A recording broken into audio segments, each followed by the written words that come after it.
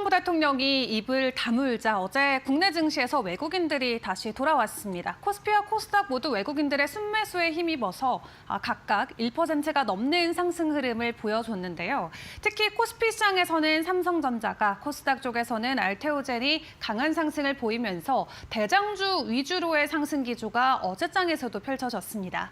삼성전자 4개월 만에 5%나 급반등하면서 반도체 전반적으로 밸류체인단의 가격 상승이 나왔는데요. 일단 어제 수급을 놓고 보더라도 외국인과 기관이 코스피에서 가장 많이 사담은 종목으로 삼성전자가 이름을 올리고 있는 것도 체크를 해보실 수가 있겠습니다.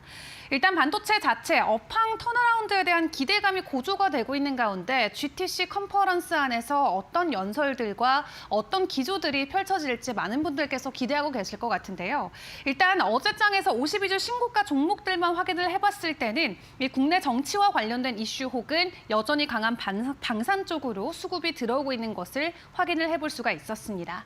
자, 그렇다면 이러한 분위기를 잘 담아서 업황 안에서는 어떤 이슈들이 부각이 됐었는지 한판 정리 이어가 보도록 할 텐데요. 대장주들의 가격 상승과 함께 이날장에서도 반도체나 방산, 조선 관련주들의 주가 상승이 유독 눈에 띄었습니다.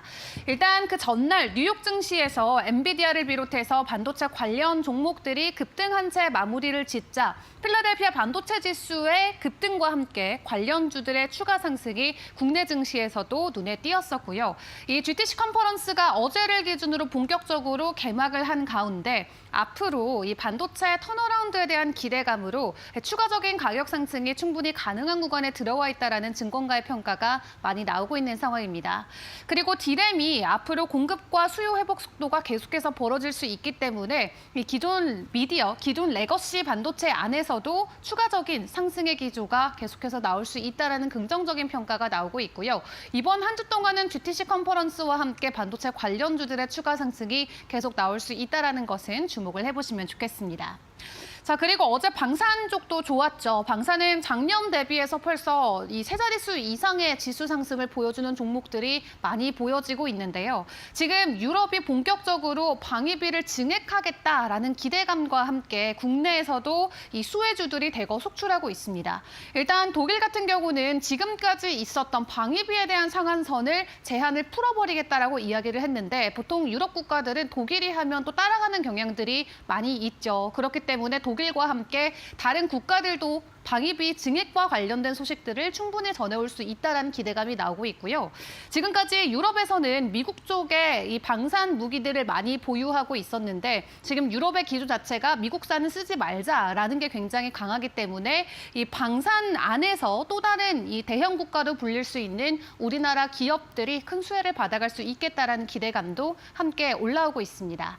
다만 계속해서 주가 상승이 나오면서 52주 신고가를 연일 돌파해주고 있는데 이 주가 추가적인 상승에 대한 부담감은 어느 정도 안고 갈 수 있겠지만 이 펀더멘털 자체가 개선되는 이슈이기 때문에 앞으로도 올라갈 여지는 많다라고 증권가에서는 보고 있는 것 같고요. 오늘장에서도 추가적인 변동성이 나올지 같이 지켜보시죠. 그리고 이 이슈는 저희가 어제 시간에서 꼭 봐야 되는 이슈로 선정해서 다뤄드렸던 소식이죠. 조선 관련주들 역시나 해당 소식을 집중하면서 추가적인 상승을 보였습니다. 특히 HD 그룹주 위주로의 가격 상승이 나왔는데 미국의 메카시 전 의장이 미국 군함 건조와 관련해서 법 개정을 추진한다라는 소식과 함께 이 조선 관련주들의 추가 상승이 있었고요. 이외 시간 외에서 또 단독으로 전해진 소식도 있기 때문에 다음 장 통해서 계속 확인을 해보도록 하겠습니다. 오늘 시간 외에서 우리가 함께 지켜볼 이슈들 점검을 해보도록 할 텐데요. 일단 어제 전해졌던 한화오션의 수주 소식 덕분에 한화오션도 어제 장중에 주가 변동성이 나쁘진 않았습니다. 이 컨테이너선 6대를 수주했다라는 소식과 함께 지난 23년 매출의 30%에 달하는 규모로 수주 소식을 가지고 왔었는데요. 그 이후 어제 오후 시간대는 호주 조선소와 관련해서 또 소식을 가지고 왔습니다. 이 오스탈이라는 호주 조선사와 함께 M&A를 추진하고 있다라고 하는데 이 오스탈이라는 회사를 확인을 해보니까 현재 미국 조선소를 보유하고 있는 것을 확인을 해볼 수가 있었습니다. 한마디로 재추진이 가능하게 된다면 미국 해군 관련해서 추가적인 수주를 더 받아올 수 있을 것으로 보여지고 있고요. 일단 공개 매수로 10% 정도 지분을 확보하고 나서 호주 정부의 승인이 나오면 그때 추가적으로 20% 더 매수한다고 합니다. 일단 지난 21년도부터 추진해 오던 소식이긴 한데 과연 이번에 최종적으로 매수에 성공할 수 있을지 함께 지켜보시죠. 자, 그리고 중국 내수 관련해서 어제 종합대책이 오후 3시에 발표가 됐습니다. 장 막판에 관련주들의 움직임이 조금 나오긴 했는데 오늘 미국 기업에서 미국에 상장돼 있는 중국 기업들의 주가 변동성이 또 강하게 나왔던 만큼 중국 소비 관련주들의 움직임 국내 증시에서 동일하게 나올 수 있을지 지켜보시는 게 중요할 것 같은데요.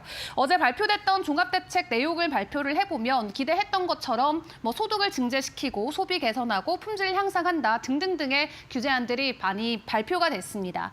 특히 중국 안에서의 소득 증대를 위해서 주가 부양책도 더욱더 적극적으로 진행을 시키겠다라고 하는데 간밤 바이두와 같은 기업이 미국 증시에서 10%나 상승하는 모습을 보였고요. 중국 안에서 내수 소비가 다시금 회복이 되고 경기가 부양이 된다면 국내에서 수혜를 받을 수 있는 카지노나 콘텐츠 그리고 여행 관련주들 혹은 중국 상장 기업과 관련된 종목들의 변동성 오늘 체크해 보시는 게 좋겠습니다. 자, 그리고 글로벌 쪽에서 전해진 소식들도 이어서 체크를 해보도록 할 텐데요.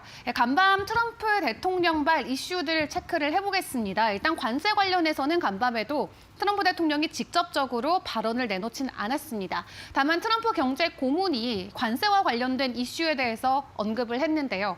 오는 4월 2일 상호 관세가 부과될 때까지는 일단은 불확실성이 있다. 하지만 이 관세 발표가 진행이 되면 그 이후로 시장은 굉장히 명확해질 것이고 만약 4월에 우리가 발표하는 그 상호 관세 만약 발표가 되고 나서는 시장에서 충분히 이 정책이 합리적일 것이다라고 받아들일 수 있다라는 코멘트를 남기기도 했습니다.